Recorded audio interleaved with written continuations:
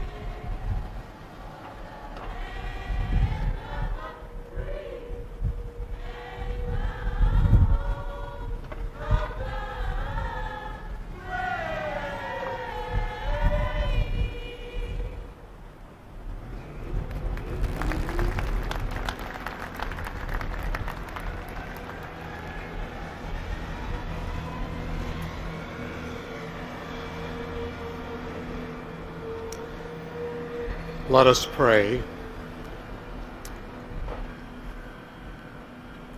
Eternal God, creator of the world and our creator, in whose presence nations have come forth and by whose grace leaders of wisdom and integrity have arisen, we give you thanks and praise for your mind and spirit which inspired and guided Senator Arthur Vandenberg. For his vision of helpfulness and cooperation we give thanks. For his steadfast opposition to corruption and oppression we are indebted. Be pleased in your mercy to cause this monument to be an inspiration for generations to come, that peace, compassion, freedom, and integrity might prevail in this our fair land and throughout all the world. In times of discord and division, may Senator Vandenberg's ability to foster cooperation be exemplary. In days of smallness of mind and narrowness of vision, may his concern for worldwide understanding prevail. And on occasions when the large threaten the small and the powerful intimidate the weak, may the mercy and compassion he exhibited in the Marshall Plan be foremost in our nation's thinking. And when love of country denigrates to nonchalance and the high resolve for freedom wanes, may we be challenged anew by his resolute courage and relentless opposition to tyranny and moral decay. May the spirit of Senator Vandenberg inspire generations to come with nobility and a desire to serve. To that end, bless this monument, we ask in your holy name. Amen.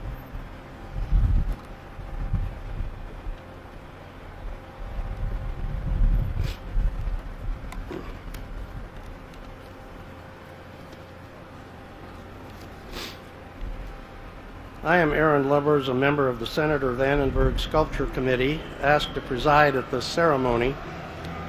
First on my list of pleasant responsibilities is to introduce members of the Senator's family attending today. Mr. and Mrs. Jib Bailey. Mr. Bailey is grandson, and Mrs. Barbara Pfeiffer from Camden, New Jersey is granddaughter. Two great-grandsons, John and Cortland Bailey, and they're here and will unveil the statue. An important friend who cannot be here today to be introduced asked that I read this letter to you. Dear friends, I wish I could be with you today to join in this wonderful tribute to an influential mentor of mine, one of my heroes actually, Arthur Vandenberg. The Senator played an inspirational role in my own career in public service. He encouraged me when I took on an entrenched incumbent to win my first race for Congress. And soon after I was elected, he and his wife Hazel invited Betty and me to join them for the Senator's birthday dinner at the Shoreham Hotel. They made a young couple feel welcome. I became an unabashed admirer of the Senator when he took the lead in crafting American foreign policy after World War II through his work on the UN, the Marshall Plan, and NATO. His influence and effectiveness came in a large part from his great combination of character and conviction. With America's interests always at heart, he kept an open mind and worked with colleagues on both sides of the aisle, particularly with President Truman on the Marshall Plan. That spirit of bipartisanship can be a scarce commodity in Washington, but it's essential for health of our republic, especially in times of crisis when the United States has to exercise global leadership. Senator Vandenberg will always stand as a symbol for me of how our government works best. I am proud to have been his friend and neighbor. Thank you for allowing me to join you in spirit on this very special occasion, Gerald R. Ford. And one of Gerald R. Ford's successor, Vern Ehlers, could not be here today, but Rick Truer from Vern's office is here to make a comment on his behalf. Rick?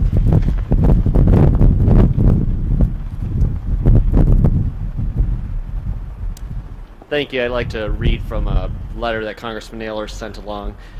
Dear friends, it's my honor and pleasure to formally congratulate you for all your diligent work and contributions towards establishing a permanent and fitting tribute to Arthur Vandenberg, one of Michigan's most revered public officials. In his day, Senator Vandenberg was recognized by his colleagues in the United States Senate as one of its undisputed giants, and deservedly so. Today, we in Congress can learn much from his example. It was Arthur Vandenberg who delivered the speech heard round the world announcing his conversion from isolationism to internationalism. I would love to be with you today to celebrate the unveiling of the Senator statue, but unfortunately we have session in Washington, D.C. I am grateful, however, to have this opportunity to offer on my behalf of the 3rd District and myself the many thanks to all of you for your singular achievement in honoring one of our greatest native sons. Sincerely, Vernon J. Ehlers.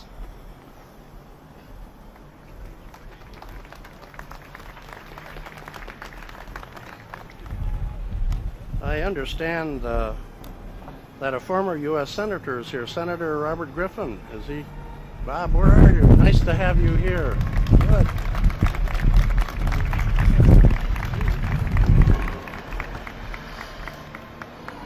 Since this is a day for democracy, I would like to ask all elected officials, state, city, county, and township who are here, to please stand, and since some of you are standing, you raise your hand. And all those who work for government agencies or elected officials, please stand and raise your hand.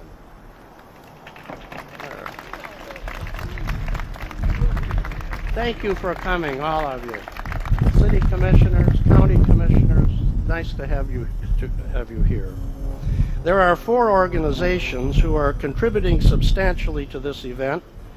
They are Progressive Engineering, Progressive A&E, I imagine Architects and Engineering, led by Phil Lundvall, who designed the base for the statue, D&D Construction, who built the base, led by Scott Gibson and Bruce Dahl, the Hauenstein Center for Presidential Studies at Grand Valley State University, led by Gleaves Whitney, and the World Affairs Council, led by Dixie Anderson.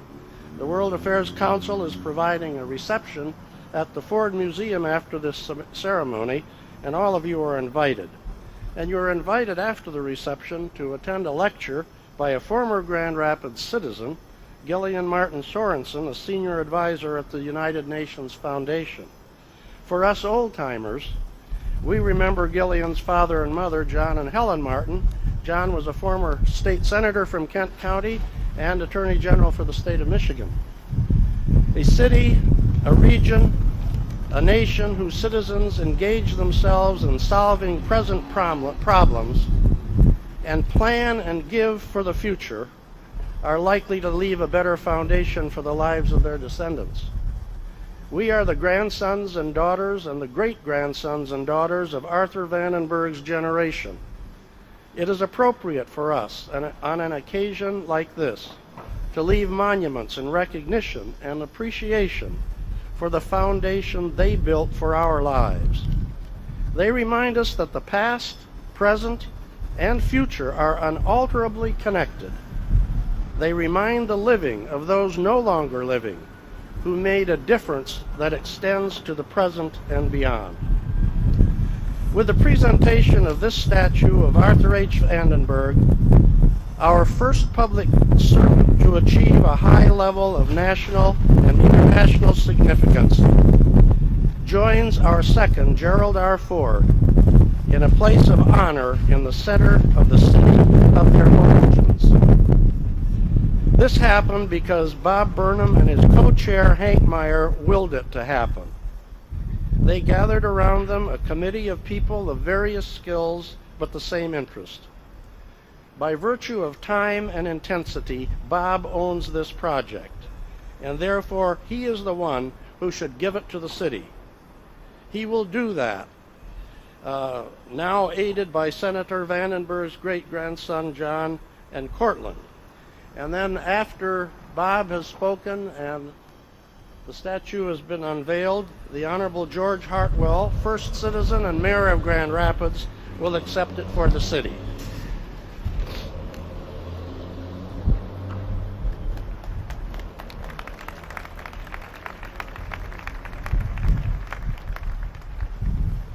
Really, you're wrapped in the flag. Thank you, Don, and our thanks go out to all of you for taking part in today's ceremony. Before we proceed with the honor of talking about and presenting the statue of a great citizen, we would pause just momentarily to honor another outstanding citizen who was a member of our committee. Judge Stuart Hoffius passed away in January this year. When I first approached Stu about joining our project, he gave me a resounding yes. And I wasn't surprised because over the years, he said yes to many people, for many projects, for many reasons. So whether it was to enrich the city of Grand Rapids with a broad spectrum of his activities in art, culture, education, healthcare, or charities, he stood to be counted, and he will be sorely missed. We tip our hats to him.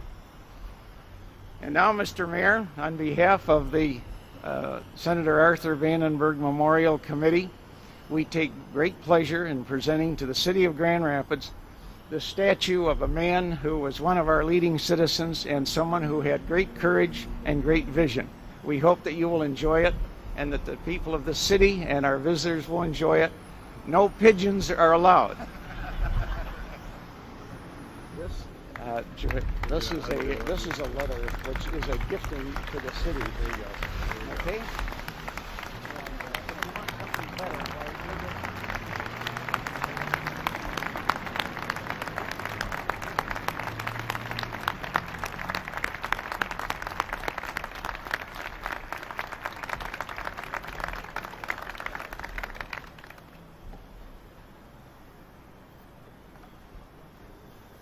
Ladies and gentlemen, not an elected official of any political party for the last half decade or more has not been inspired by the example and instructed by Senator Arthur Vandenberg. Perhaps most importantly, instructed in that it is possible to be great and change one's mind.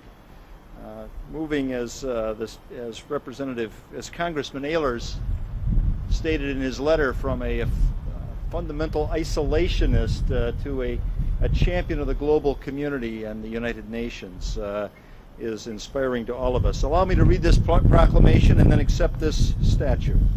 Whereas Arthur Hendrick Vandenberg was born in Grand Rapids on March 22nd, 1884, attended Central High School, and then studied law at the University of Michigan. And whereas Mr. Vandenberg began a successful newspaper career, beginning as a reporter for the Grand Rapids Herald, ultimately promoted to editor, where he fashioned an outstanding career as both editor and publisher, earned national recognition as a writer, and became a respected member of the Republican Party. And whereas in 1982, Arthur Vandenberg was appointed to the United States Senate to fill a vacancy, elected on November 6, 1928, for the remainder of the term. That needs to be corrected, ladies and gentlemen. That was an error. It was not 1982, it was 1928. A simple conversion there.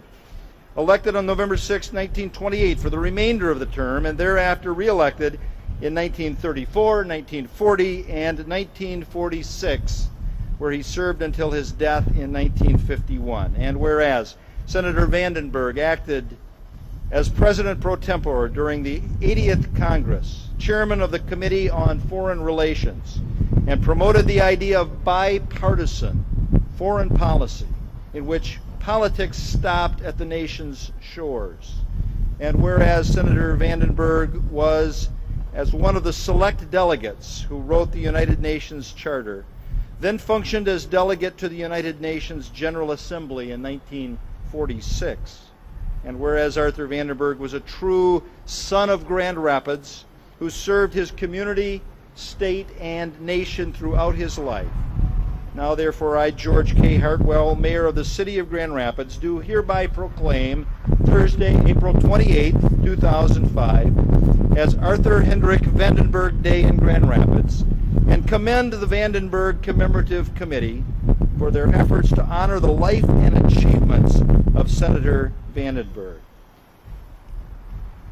Mr. Burnham, it is with great pride that as a representative of the people of Grand Rapids, I accept this sculpture, both those who are currently living and those who will be inspired by it for decades to come. Thank you, sir.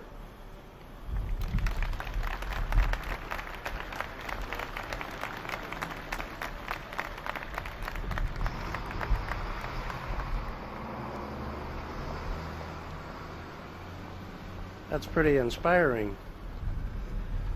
Most times when an organization, a group, or a person wants to recognize and perpetuate, they select an artist to help them. This has always been so.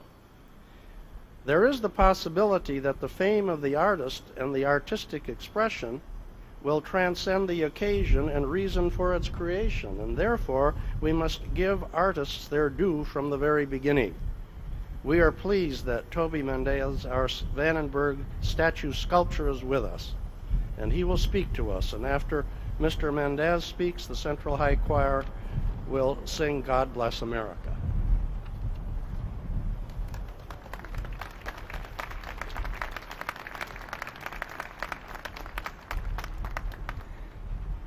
Thank you very much for allowing me to speak. I always make the mistake of never writing anything down when I'm going to speak, so you never know if I'm going to speak a long time or a short time.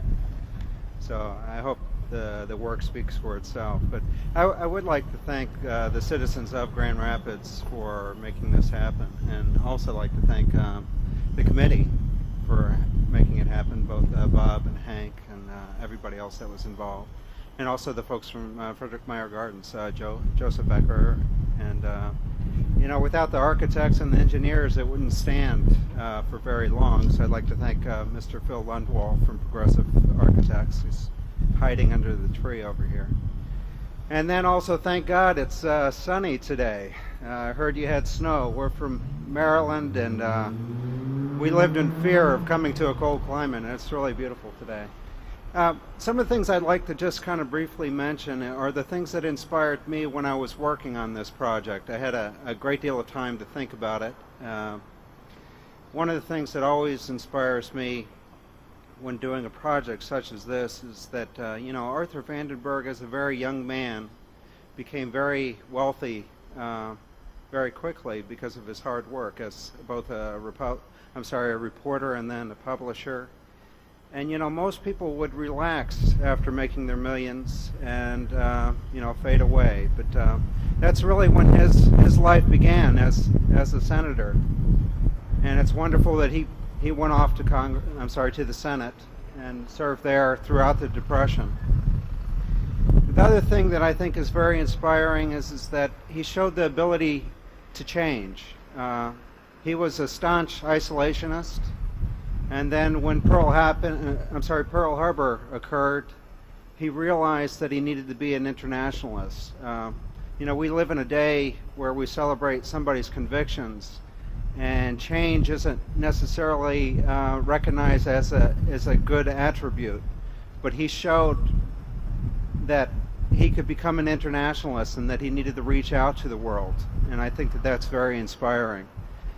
Lately, with both the wars in both Afghanistan and also Iraq, NATO has been talked quite a bit about, and also the United Nations.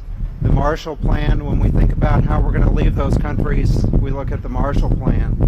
And it's amazing to me that somebody like Arthur Vandenberg, a man who lived before the jet age, traveled the world as much as he did.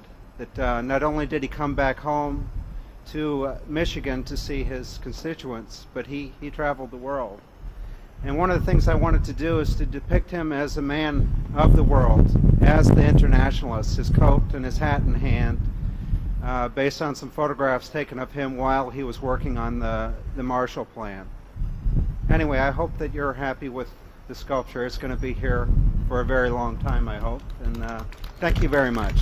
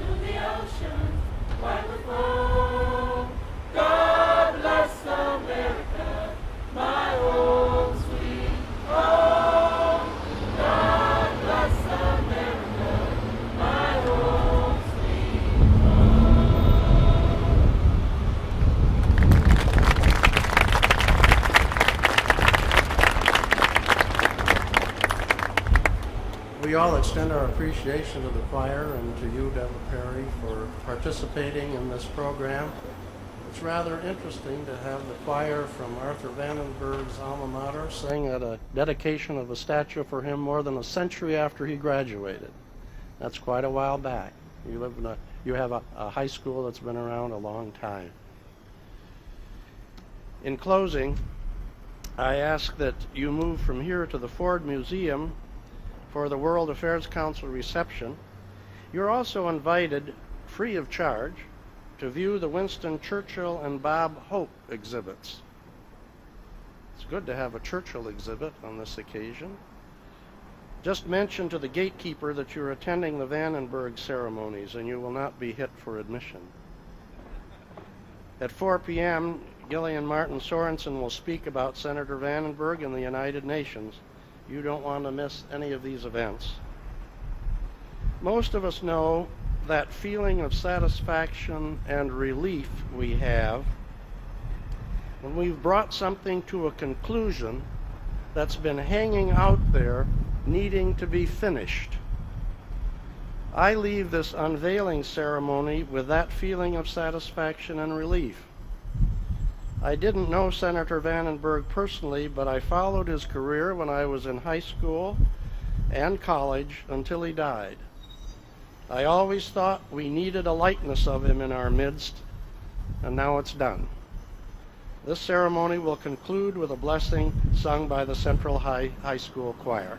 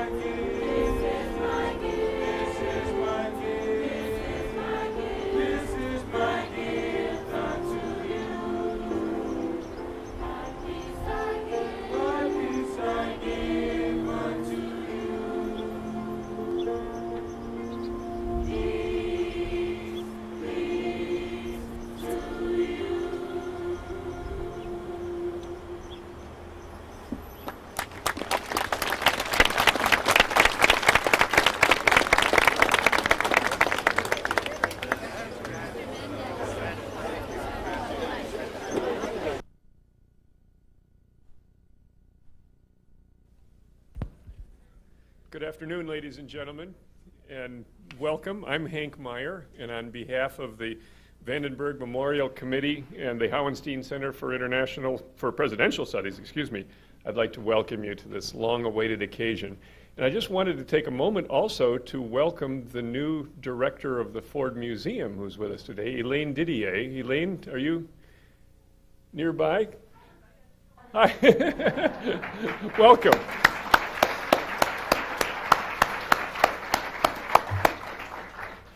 I wanted to mention also that our portrait of Senator Vandenberg belongs to the Ford Museum and is the only one that he ever sat for. So it has a special meaning for the family and for all of us as well.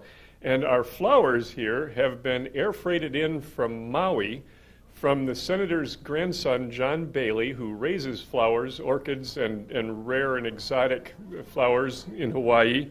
And he wanted to be with us for this occasion, couldn't, but is here in spirit with these flowers. Senator Vandenberg was preeminently a man of the Senate. And before introducing our speaker, I'd like to take a few minutes to begin with a message from Washington on video.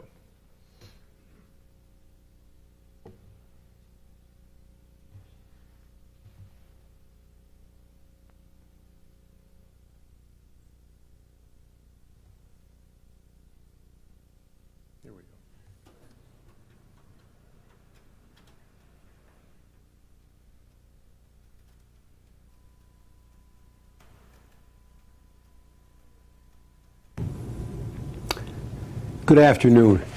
Although I'm not able to join you in person, I'm pleased to offer some thoughts about Arthur Vandenberg and his impact on the Senate, our country, and the world.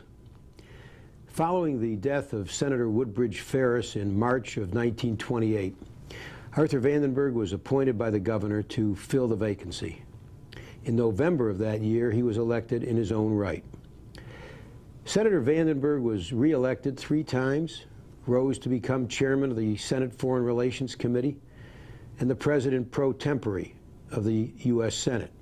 By custom, that is the senator of the majority party with the longest record of continuous service. Senator Vandenberg served in the Senate until his death in 1951.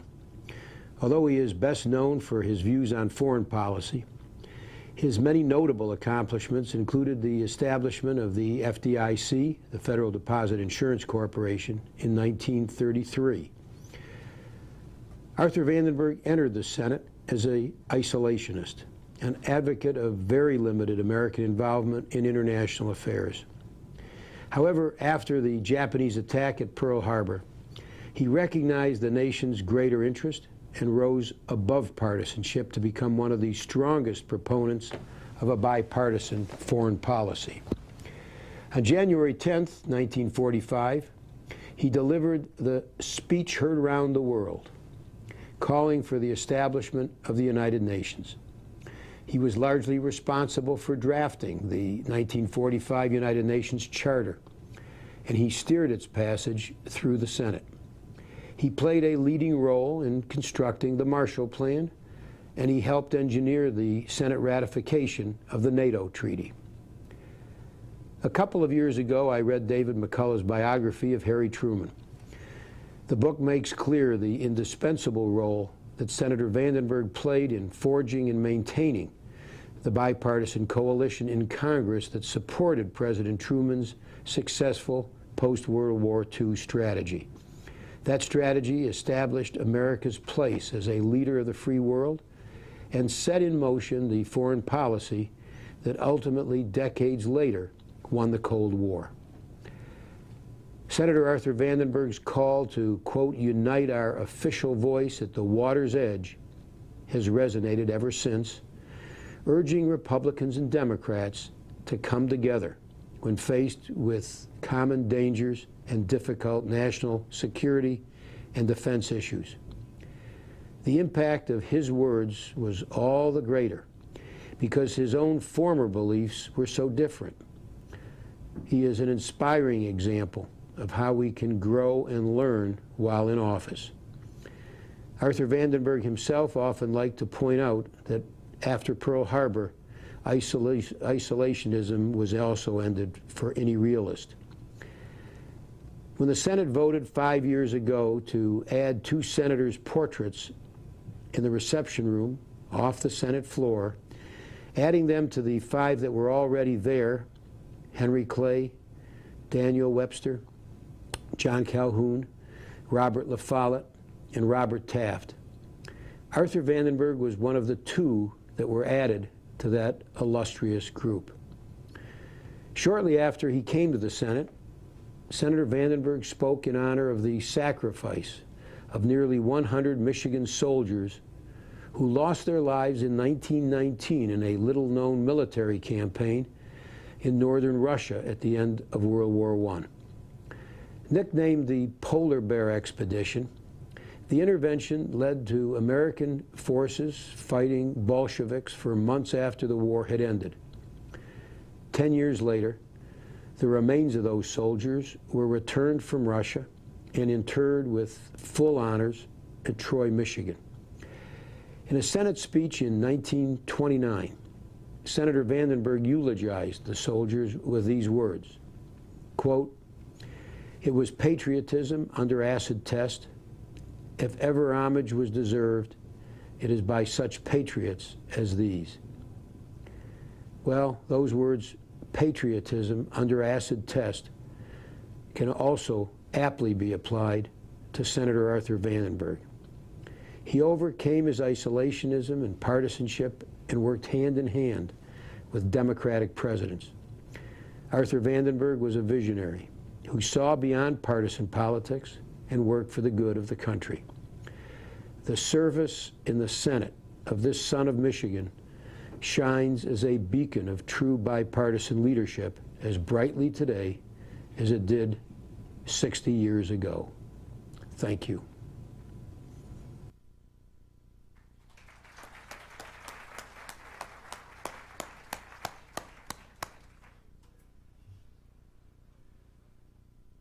With that preface and with the Senator Levin's description of Senator Vandenberg's bipartisanship, it gives me great pleasure to introduce our speaker today.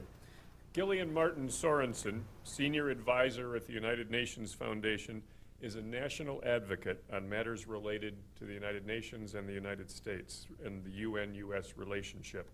From 1997 to 2003, she served as Assistant Secretary General for External Relations.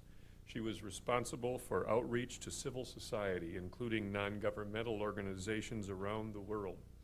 She was the contact point for the Secretary General in relations between the UN and parliamentarians, the religious community, academics, and other groups committed to peace, justice, development, and human rights. As a member of the Secretary General's inner circle, she had a role not just in schedule planning, but in his communication strategy. Prior to that assignment, Mrs. Sorensen served for 4 years as Special Advisor for Public Policy to Secretary General Boutros Boutros-Ghali, where her duties included overseeing the UN's worldwide 50th anniversary observances in 1995. As the official overseeing the global commemoration, she led the planning of conferences, debates, documentaries, and concerts, preparation of books and curricular materials. And so that was 50th anniversary, and now here we are on the 60th anniversary. So it's very appropriate that we have her as our guest today. Mrs. Sorensen served for over 12 years on appointment by Mayor Ed Koch as New York City Commissioner for the United Nations and Consular Corps, head of the city's liaison with the world's largest diplomatic community, and her responsibilities included matters related to diplomatic security and immunity, housing and education, and other cultural and business contacts. She secured federal reimbursement to New York for the costs of diplomatic protection, which continues to this day. In the fall of 2002, on leave of absence from the UN, she was a fellow at the Kennedy School of Government's Institute of Politics at Harvard University. Mrs. Sorensen is a graduate of Smith College and the Sorbonne. She is a member of the Council on Foreign Relations, the Women's Forum, and the Women's Foreign Policy Group. She previously served as a board member of the Corporation for Public Broadcasting and continues to be involved in public service. She's been active in politics. She was a delegate to 3 national presidential conventions. And of particular note for this audience, she is a Grand Rapids, I want to say near native. Her formative years were spent here, although she was born in Washington. Her mother, Helen Martin, wrote a weekly column for the Grand Rapids Press. Her father, John, was a state senator and Michigan's Auditor General. Gillian graduated from East Grand Rapids High School, where she was active as a young Republican, and on the reports of her classmates, also distinguished herself in dance and public speaking. At the conclusion of her talk, Mrs. Sorensen will be delighted to entertain questions, and I'm sure her thoughts will provoke some. It gives me great pleasure, as we celebrate a distinguished native son today, to welcome a distinguished near-native daughter, Gillian Martin Sorensen.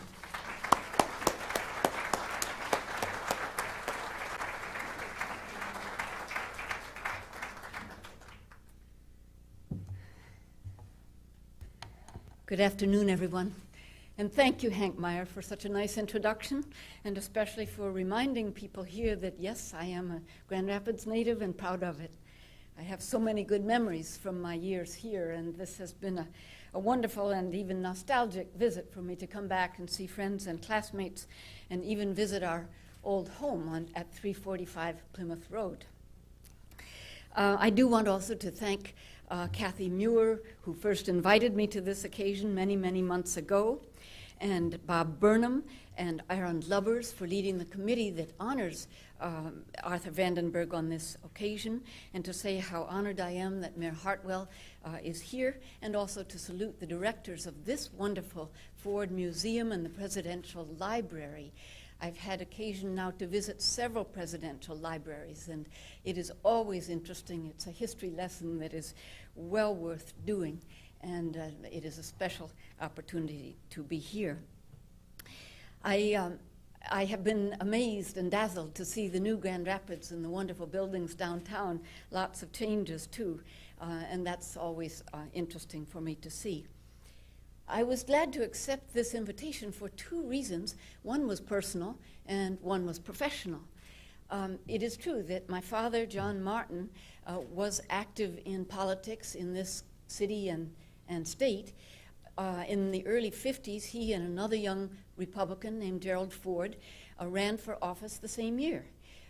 Gerald Ford ran for Congress and Dad ran for the state Senate, and they were both elected. They were friends and good colleagues for decades. And always in our family, there was political activity. I saw it as very exciting, as a positive way to make change happen. The discussions across the dinner table were often political and very provocative, and I guess you would say that in my life that has followed, it's almost in the genes or in the blood to be still interested in political activity. The other reason, of course, is political, because as my life turned out, my adult career has been spent mostly working with and for the United Nations. And as I learned more and more about the UN, I became aware that the Arthur Vandenberg I knew or knew of as the senator from Michigan had also played a critical role in the nation and indeed in the world. And that is something I will speak about more in a moment.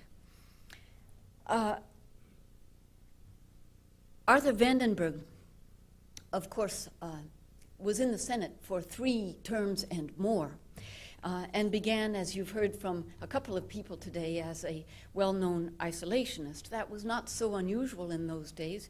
Before the war, the majority of Americans were indeed isolationists, that is, wishing to avoid foreign entanglements, watching the war from a distance, but not wanting to send American soldiers, perhaps being willing to send material, perhaps ships, perhaps words of encouragement, but not to be further involved.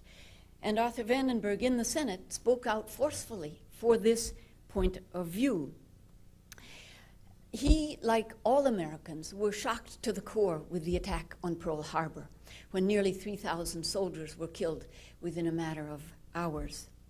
And in the period of time that followed, he began to change his view about what America should and could be in the world, and to start to articulate that in terms of how this country would behave toward the rest of the world and what leadership role we might take. Even as Germany moved through Poland and Czechoslovakia and Austria and began to move into France and Belgium and Denmark and the Netherlands, even then Americans were standing back. But once the attack on Pearl Harbor happened, it was clear to everyone that isolationism was no longer a choice, and that if we were to defend freedom and defend democracy and defend our closest ally, Great Britain, that we had to step forward. It was important that he spoke out because he was a senator of great distinction. And although many people were wrestling with how they would adjust to this new reality, he helped express it. He helped people understand how it was in our national interest to engage with the rest of the world, and how at that particular moment we really did not have a choice. It was political realism that said we must step forward, we must galvanize and raise our own troops, manufacture our own guns, tanks, and uniforms, train and deploy our own soldiers, sailors, and airmen, and refocus the energy of this great nation on an all-out effort on the war on 2 fronts, one in Europe and, of course, the other in Asia. American neutrality was ended, and ready or not, America was fully and deeply engaged in global conflict about which there was no longer a great dispute. But of course, it was one thing to win the war, and it was another to win the peace that followed.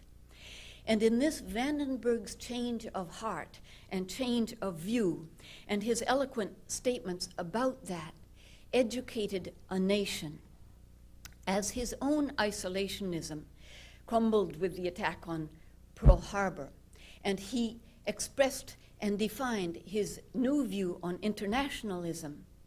He earned a place in history by leading a significant number of Republicans from isolationism to a bipartisan stance on international cooperation.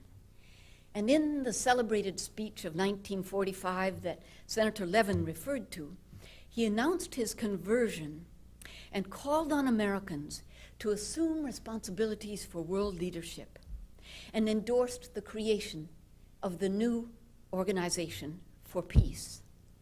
He said, quote, as he spoke in the Senate, that he rose in a spirit of anxious humility to inform the Senate that there are critical moments in the life of every nation which call for the plainest and most courageous thinking which we are capable of.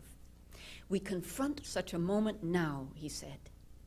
He's continued, I do not believe that any nation hereafter can immunize itself by its own exclusive action.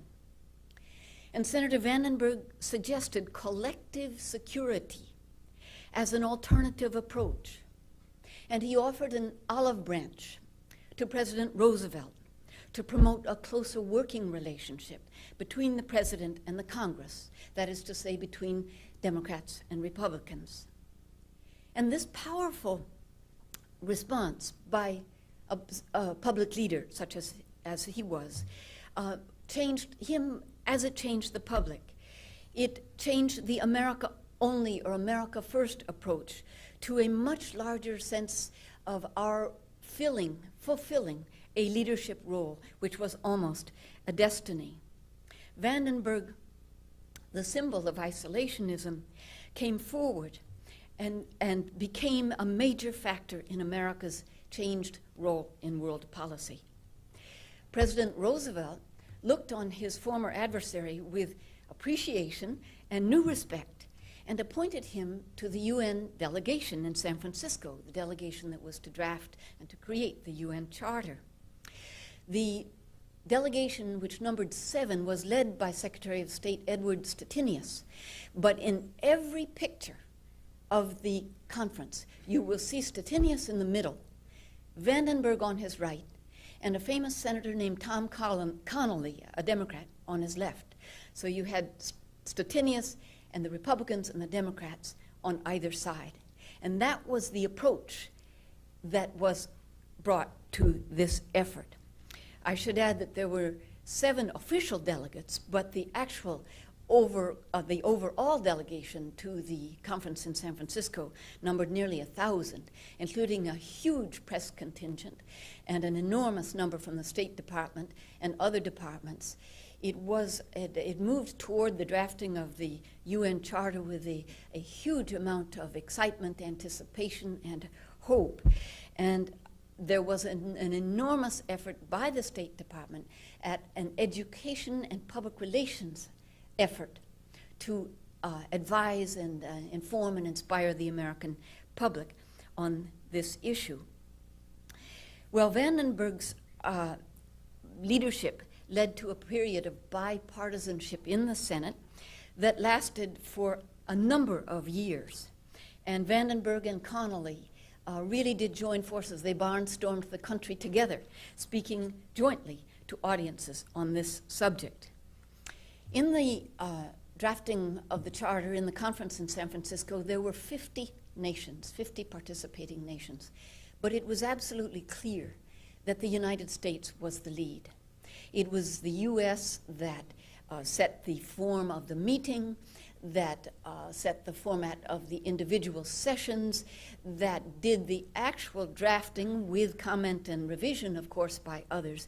But there was no doubt that the U.S. was fully, actively, and constructively committed to the new United Nations, and there is a reason for this.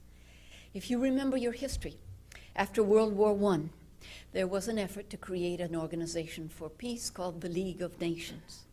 And Woodrow Wilson belatedly at that time tried to garner bipartisan support for the League of Nations, and he failed. And the U.S. never ratified and never joined the League of Nations. And many considered that in the 2 decades that followed, that the absence of the U.S. in that organization was one, among others, of the reasons for the arrival of World War II. So as the momentum for the UN Charter moved us forward, there was the recollection that it came out of the ashes of war and the deaths in 2 great wars of over 100 million people. The impetus, the momentum, the commitment to this was very profound. Vandenberg said, with reference to the UN Charter, quote, "In the name of peace, stability, and freedom, it deserves prompt passage. In the name of intelligent American self-interest, this envisions a mighty undertaking worthy of our faith." He later supported the Marshall Plan for the reconstruction of Europe and NATO for a more unified defense capability. He made clear that this international cooperation and assistance was not just altruism, it was in our national interest as well as our global interest. That it was a realistic action and something that was important to do. He often stressed the urgency of it. He said, the time is now. We cannot wait. And he vowed not to repeat the exercise that had failed after World War I. There have always been in this country, of course, opponents to international engagement. That's been true, I think, since time began, but it's certainly been true throughout this century. And it was in 1945, there was a fringe that was anti-UN for a number of reasons, and we hear echoes of that voice still today. But the platform for leadership, the forum that the UN has created, exists now as it did then. And the structure that was designed then in such a visionary way also still exists. The General Assembly, which is a sort of legislature, which now holds 191 countries. It is universal. It reflects the entire earth. Then the Security Council on matters of peace and security with 15 members, 5 permanent members, and the U.S., of course, is a permanent member with power of veto. The Trusteeship Council, the Economic and Social Council, and the World Court, which is based in The Hague. All of that still exists. But of course, the world has changed. 60 years have passed, and I wonder if the founders would indeed recognize the United Nations today. Some of it they would, of course, because of that fundamental structure that is still there. But the agenda of the UN has expanded greatly since then. It now involves, of course, peace and security issues, and there are 16 peacekeeping missions going on as we speak. The UN today works on disarmament matters, the reduction and abolition, we hope, of nuclear arms, chemical and biological weapons, small arms and landmines. The UN is at work today on development issues, that is, assisting the poorest of the poor in this world, the billion people who have nothing or less than nothing. The UN is working today, of course, on humanitarian relief, assisting 22 million refugees as we speak, and leading the response, the incredible response to the tsunami disaster as the chief coordinator of all the non-governmental groups that responded to that disaster. And the UN, of course, today is working on human rights, setting norms and standards, putting the spotlight on the worst offenders, calling them to account, seeking the freedom of those who are unjustly imprisoned, and enlarging our concept of human rights to include women as well as men, and those who live in countries that are not free, as well as those who are privileged to live in free and democratic countries like our own. And then today, UN is working on environmental action, on climate change, on protecting the air, the water and the air we breathe in common. And then UN is working on reproductive health, safe birth, safe maternity, spacing children, as many on this earth wish to do. And then, of course, the UN is deeply involved and committed to children's health through the work of UNICEF and global public health through the World Health Organization, matters such as AIDS, tuberculosis, malaria, and more recently SARS. And WHO does an extraordinary job. I could continue with this little litany of the areas that the UN is involved with today. I sometimes refer to these as global issues or global crises that require global responses, or matters that cross borders without passports. And when I think of the founders and what Arthur Vandenberg might have envisioned, I know that he did believe that we should have an international organization that would do what it could, sharing the risk, the cost, the burden, the responsibility, and we trust the benefits of joined or collective action.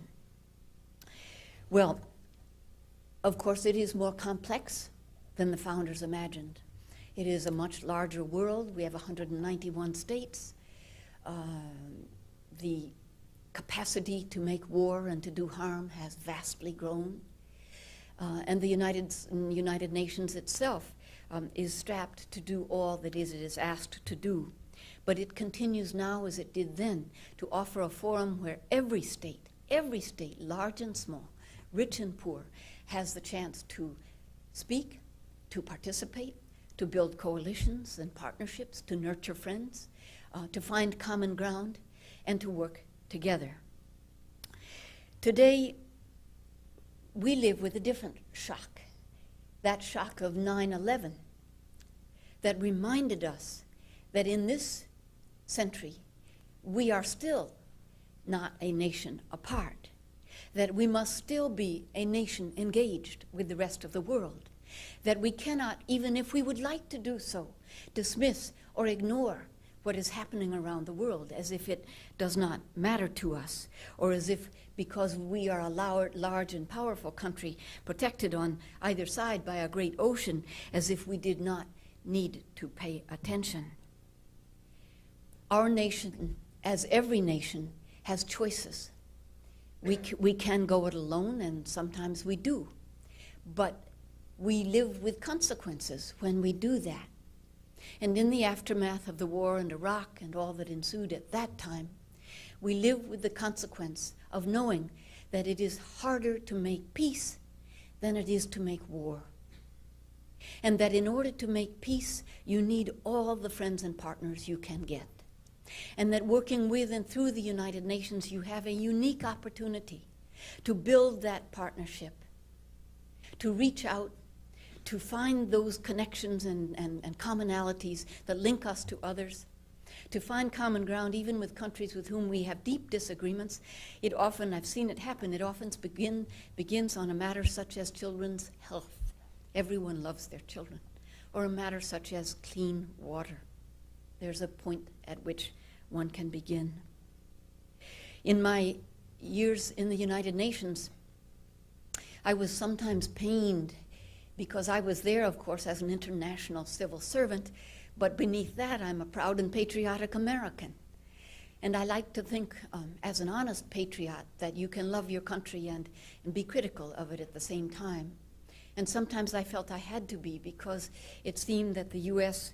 would too often act as the bully on the block, or the colossus, or the juggernaut, when we would be well served by using our power, by using our voice and our presence with just a touch of humility, by understanding that we had enormous hard power, military might, economic might. Nobody doubts that. And that allowed us also the opportunity to use our soft power, our power of persuasion, our power of example, our moral authority. And that, when that is used, then we are really exercising leadership at its best. And because the United Nations is actually a small house, it's close quarters. Diplomats from the whole world see each other every day. What the U.S. says and does is magnified, larger than life. It is heard and remembered. And when we say one thing and do another, that confusing and ambiguous message discomforts our allies and friends, as well as those who don't agree with us. And it makes it hard to be a friend and supporter and ally of the United States. So my respectful suggestion as a UN person and a proud American too is that America use, I say that in the positive sense, use and respect the UN for the instrument that it is, a valuable organization, imperfect but indispensable. That we go to the UN understanding that 190 other countries also have sovereignty and national interests and concerns. And that our role there is not to lead by command or orders, because it does not work that way, but to lead by persuading, and to lead by example, and to lead by inspiring, and to lead by the compelling arguments and the winning cases that we make to the others in the world. And if we do that well, then the possibilities of success are enormous. I've witnessed many times that small countries such as Singapore or Netherlands or Ireland, for instance, exercise a leadership role that is larger than life because they send such fine diplomats, so committed to the success of the UN. The Canadians do it also. So unwavering in their belief that this is a worthwhile organization that deserves our support and our commitment. And I guess they see it as an organization of conviction, not an organization of convenience. And so they expect that there'll be some ups and downs, and that each country, that is any country, no country, will get its way 100% of the time.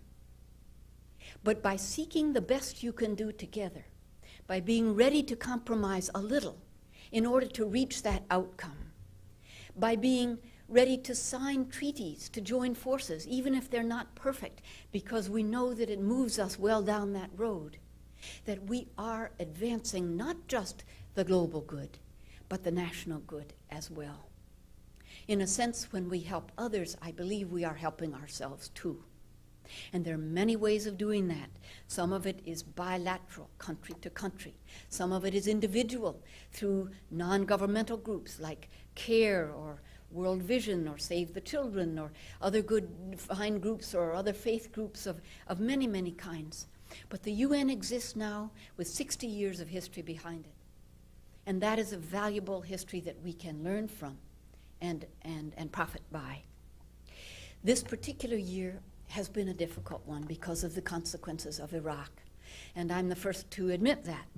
And there is a rash of criticism, some of it warranted, some of it not. The oil for food program was a unique situation that will never occur again, but that's being looked at, and we'll surely come to a full understanding of that. And if anyone did wrong, they will surely be punished. But that notwithstanding, and the difficulties and controversies around Iraq notwithstanding, I hope you will see this larger picture and consider the importance and the value of that in the long run. When the drafters of the Charter put down those memorable words, it sometimes echoes our own Declaration of Independence, but they are words that are still powerful and beautiful today. The Charter opens by saying, "We, the peoples of the United Nations, determined to save succeeding generations from the scourge of war, which twice in our lifetime has brought untold sorrow to mankind, and to reaffirm faith in fundamental human rights, in the dignity and worth of the human person, and in the equal rights of men and women and of nations large and small, and to establish conditions under which justice and respect for obligations arising from treaties can be maintained, and to promote social progress and better standards of life in larger freedom. For these ends, we come together to live in peace with one another as good neighbors. Those eloquent words, I believe, are as meaningful in the year 2005 as they were in the year 1945. And I hope that Arthur Vandenberg and the others who had this vision, who saw far beyond our borders and beyond the next election and beyond their own generations into their children's and grandchildren's lives, I hope they would be proud of the organization that exists today and the American role in that organization, and would support us and you and all of us who care in this challenging and ongoing effort. Thank you very much.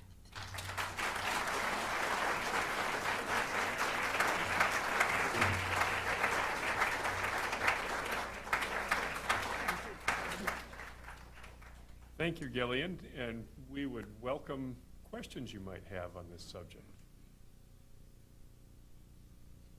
I was curious. I'll start it off. Senator Vandenberg said his hope for the United Nations was that it would be the town meeting of the world, which is it's just a sort of a wonderful image.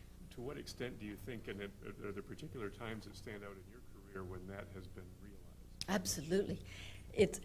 The town meeting, it could be a simple way of saying it because there are complexities all around that, but the function of the town meeting is absolutely there.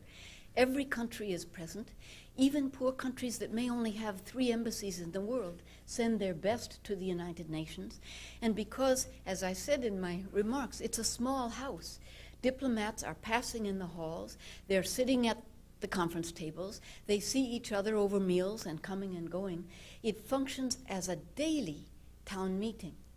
And the presence of the U.S. through the ambassador and through the other diplomats at the U.S. mission, U.S. embassy you might call it, is very much felt. U.S. is present on every committee, and the U.S. mission is actually across the street from the UN. So the town meeting function is very important.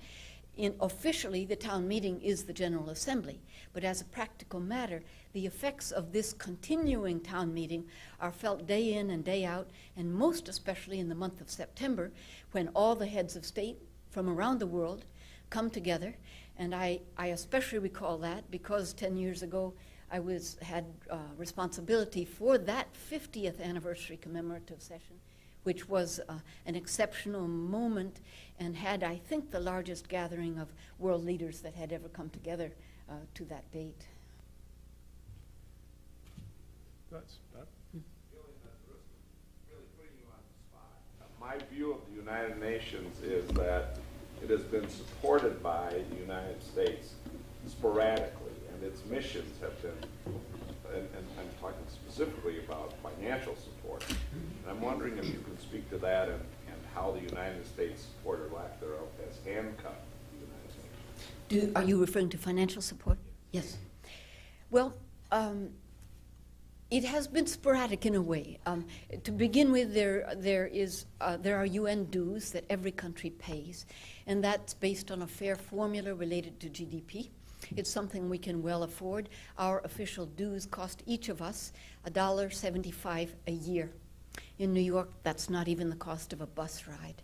So I think that's something we can well afford. But at one point, Congress decided to withhold dues over a particular issue, which was not a good idea because dues are an international legal obligation. But they wanted to tighten the screws, so they withheld dues 1 year for a particular matter, which was resolved, and the next year for another matter, which was resolved, and it went on and on over 12 years' time. The U.S. did not pay our dues. And that was very damaging because it set an example in the negative. And finally, I'm glad to say, the dues matter was resolved. Ambassador Richard Holbrooke had to put his entire effort to that.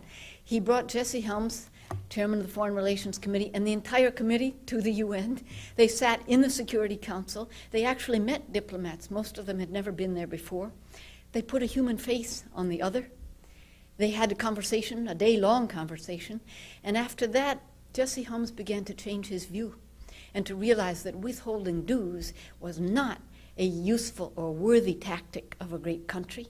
And the dues matter was resolved. We're now up to date, and I hope that will stay so. We do make some other voluntary contributions to peacekeeping and to things like UNICEF and the Family Planning Fund. I regret that 3 years ago, although Congress had authorized the U.S. contribution to family planning, which was $34 million, it was zeroed out by the administration. So for the last 3 years, the U.S. has not given a dime to that important effort. I hope that will come back, because the U.S. had been there from the beginning, and that's it's more than dollars. It's a symbolic commitment as well, and I hope that will change. My final sentence on this was, whatever it is, it's a dollar well spent, because it's multiplied. It joins, it links, it leverages, if you will, that small investment with the rest of the world. And it has not only the financial impact, but the symbolic impact of U.S. joining others in the effort. Yes? On the politics and the reasons for expanding the Security Council, the attempt to expand Yes. the Security Council. The expansion of the Security Council is a very timely question, because in the reform report that is on the desks of presidents and prime ministers now, that is reforming the UN, the top issue is reform of the Security Council. By that, they mean, first of all, enlargement. It has been just 15 members for about 40 years, and that number is really too small to reflect the diversity of the world today. So the proposal is that Security Council should be enlarged probably to 22 or 24 nations, and that there should be added some permanent members. The current, they call them P5, permanent 5, are the UK, everything has a shorthand, an acronym. The current permanent 5 are the US, the UK, France, Russia, and China. And that's been true since 1945. That has not changed. It's now suggested that perhaps India, Japan, Brazil, either South Africa or Nigeria also be permanent members. That would be a more fair reflection of the world. And most people will agree straight away, yes, it should be enlarged, but then you come to the political issue. If you nominate India, you know who will be the first to object. Pakistan. Of course. And if you nominate Brazil, the first to object will be Argentina or Mexico. And so you go on and you bump into real politics. And in fact, with Japan, you've seen in the news that China, who'd been very quiet on this whole issue, has raised a big objection. So I don't know if this will move forward. I do hope it will. The time is right. The window of opportunity is there. It's this year or next. It must happen, but it requires political will and accommodation. We'll hear much more about that this fall. Are you looking forward to the new U.S. ambassador?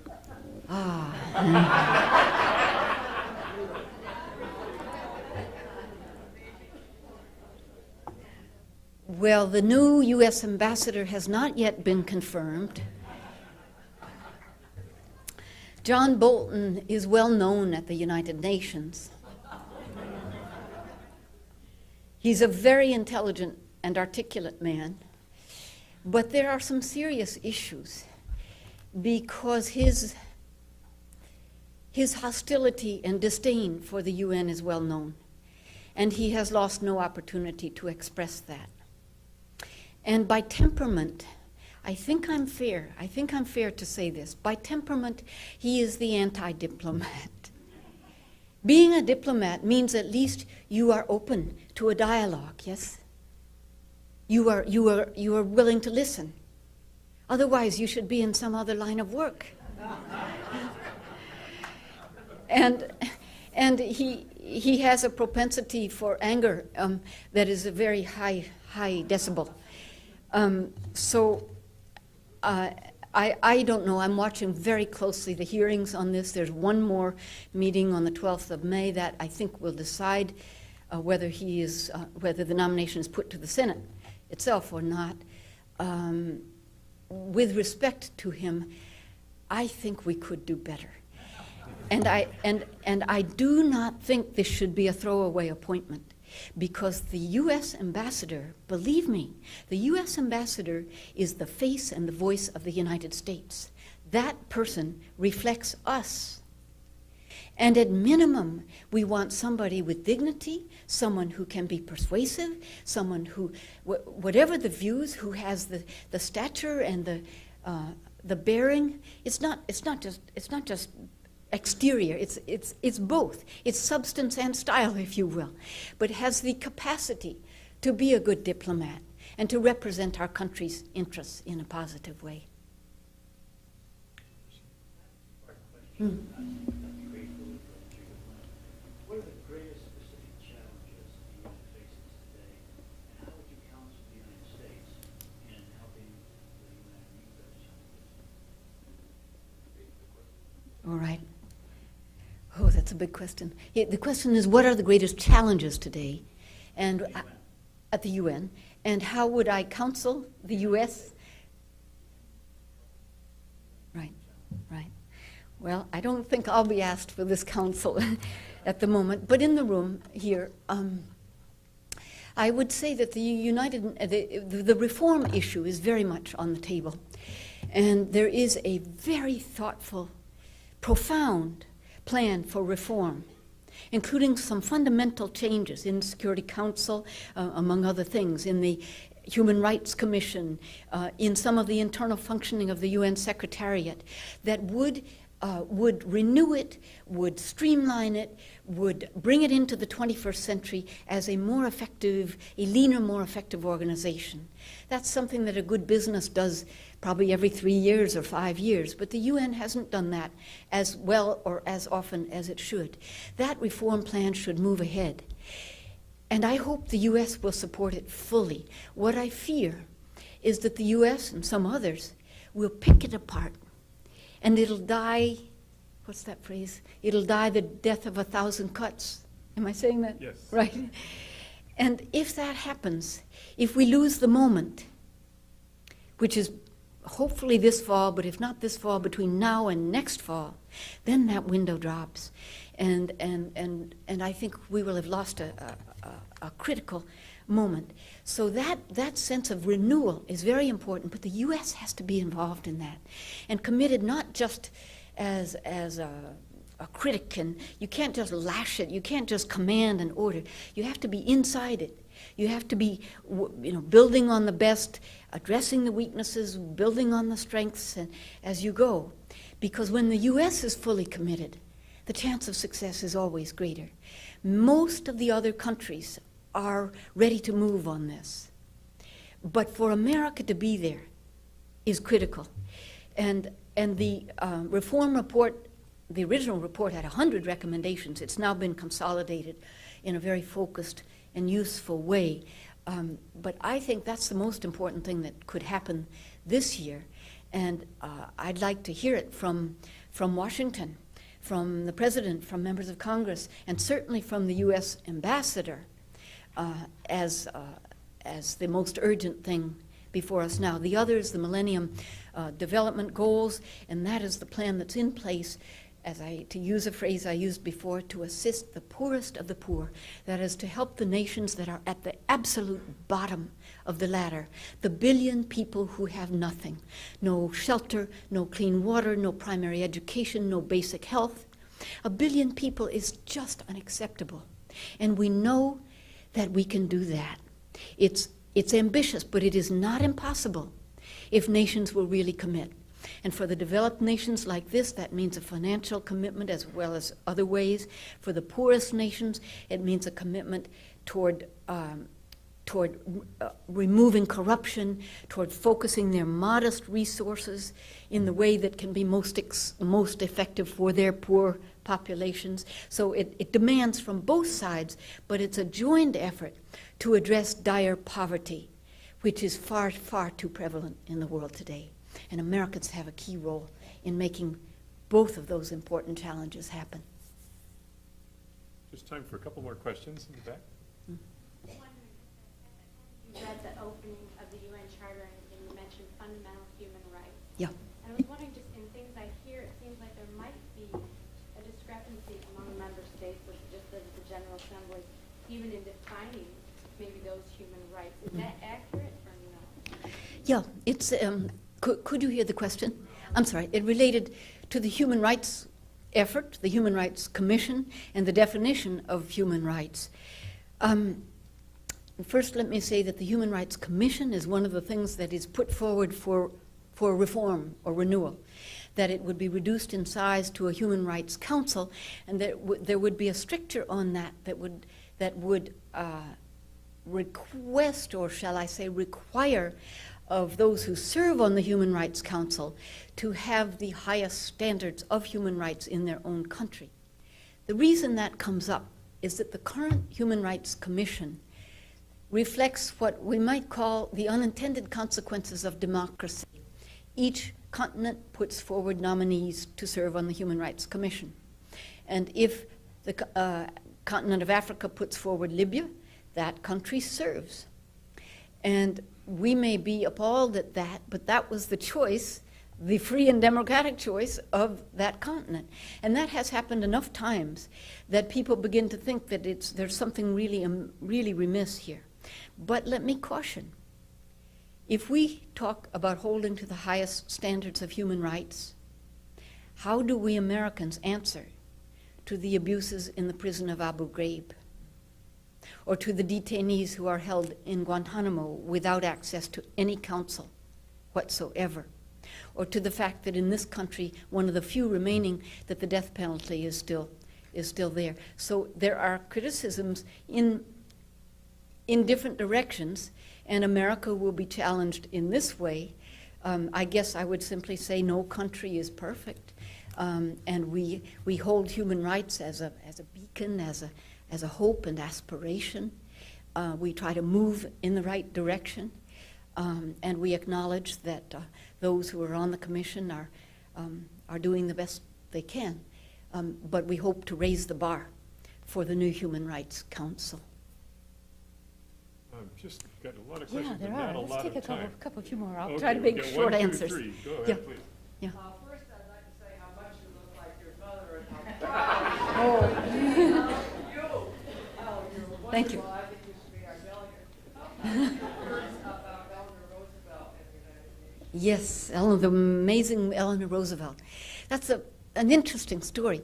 You know, she was not, President Roosevelt died 2 weeks before the opening of the charter, the conference in San Francisco. And Harry Truman, of course, took office. He was completely uninformed about these matters.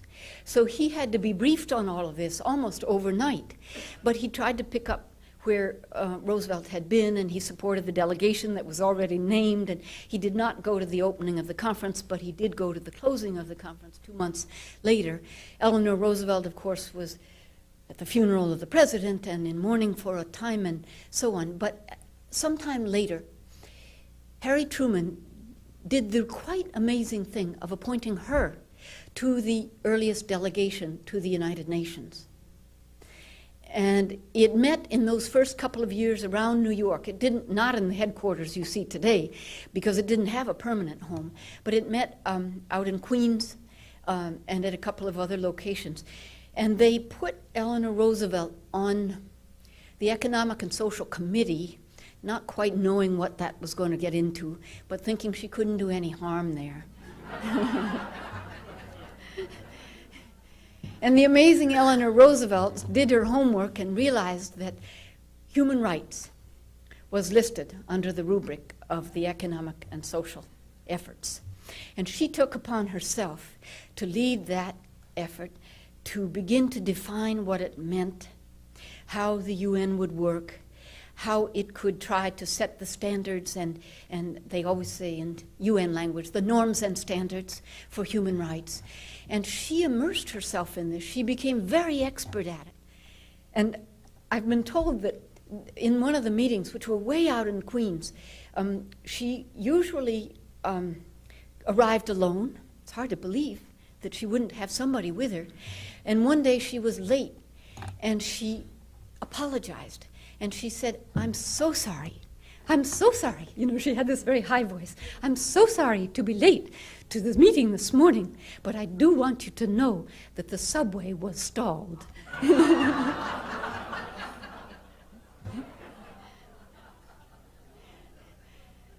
And she became the beacon and the leader of the human rights effort for the rest of her life.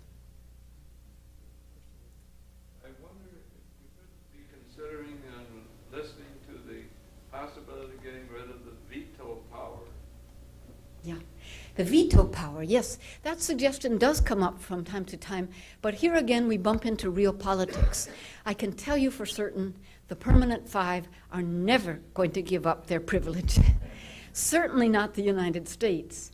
It's been proposed, for instance, now that the European Union, the EU, 25 nations together, is becoming a much more unified force. They're often speaking as one voice, voting as one, that France and Great Britain should step off and that there should be one EU permanent seat. If we were starting from scratch today, that would make sense. But given what we inherit from 60 years past, you can be sure that none of the Perm 5, the P5, are going to allow that to happen. It may seem unfair, but the odd thing is most of the world accepts that, even while they do support additional permanent members without power of veto. Last question. Mm. Yeah. But it hasn't been not all that long since the UN was also attacked with a tremendous truck bomb in Iraq. Is there any sense in the United Nations that it is also a target for Islamic militancy? Perhaps The the UN? UN is also in the sights. And how does the UN or sort of have a collective sense of dealing with Islamic militancy? Well, your reference touches me very much because you are correct. When the UN sent its A team to Iraq, they were bombed, and 27 of them died, including 11 people that I knew and had worked with for the previous 5 years. And they were bombed in part because they were in a building that was open and accessible to the citizens of Iraq. They were not behind razor wire or concrete barricades. It was a grievous loss for the UN because when I say our A team, I really mean that. We sent our stars, including somebody who I was sure was going to become a future Secretary General. You may have heard the name, Sergio de Mello. He was a Brazilian. And it became absolutely clear to the UN that this was full-scale war, that you could not yet send our humanitarian people and others who are not soldiers out there until the war itself had reached some degree of stability. That also included our humanitarian workers and our electoral people. So it set us back for a time. On the morning of 9/11, I'll refer also to that because my office window on the east side of the building had a straight sight line downtown. And I could see from my window within 30 seconds of the first bombing what was happening at the Trade Center. And I knew for a fact that when the Trade Center was bombed in 1993, do you remember? A small bomb in the basement. At the trial that followed, it was clear that those bombers had designated the UN as their number 2 target. I was on the 38th floor, that's where my office was, Secretary General's floor. And the chill that went through me, I will never forget. My whole body turned cold because we didn't know if in the next minute or 5 or 10 that our building would also come down. And because our own security system was trying to be in touch with federal security or others, and you may recall for some hours there was complete confusion about who had done this, about what it was, except that by the second bombing, the second crash, we knew for certain that it was a terrorist attack. There was, I have to say, a considerable confusion in the UN building about should we stay, should we go down the elevator, should we go down the 38 floors, should we go down to the basement, should we go down outside. Finally, we did evacuate down the stairs as fast as anybody could go, not running, but filling in from 38 floors is quite a parade of people moving down. And it was an absolutely unbelievable day. I knew many people who worked in the World Trade Center from my years under Mayor Koch. Numbers of them worked in Port Authority and law firms and banking firms and others, organizations in the Trade Center itself. So I started counting. And I stopped when I got past 20. I couldn't bear to think how many of my friends could be in that building, because when it's full an hour later, it had to house 50,000 people. So I walked home as everybody else did, and people had their car doors open and radios up so you could try to hear, and there was a state of collective shock. I've never had experienced anything like it. And fire trucks racing downtown, and people walking uptown, and so many people in tears, or trying on cell phones to reach somebody. It was just an unbelievable day for New York, and I think that feeling went out across the country. I'm still moved when I talk about it, because I did in fact lose a number of friends in that terrible day. And it changed the UN, because it used to be an open building. You could come and say, walk in and say, I'm here to see Gillian Sorensen, and they would say, go up to the 38th floor. And now we too have to pass through metal detectors and take off your jacket and open your briefcase, and it has changed the way we all live.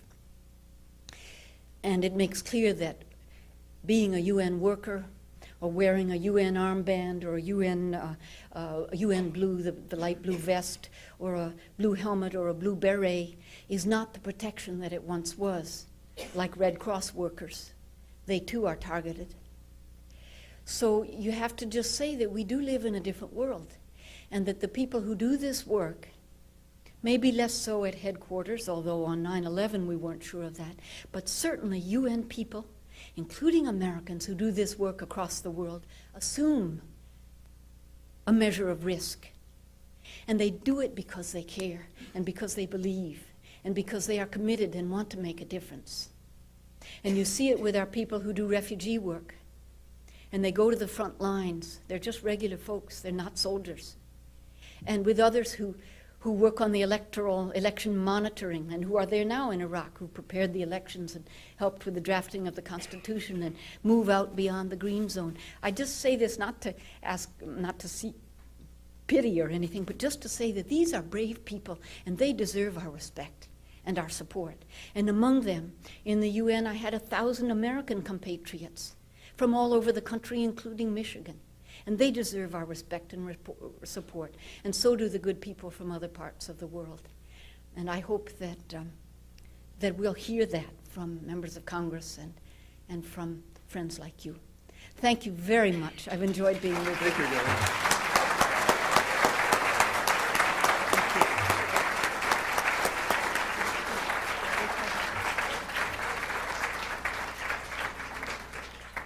And thank you all for joining us on this wonderful occasion. Thank you very much.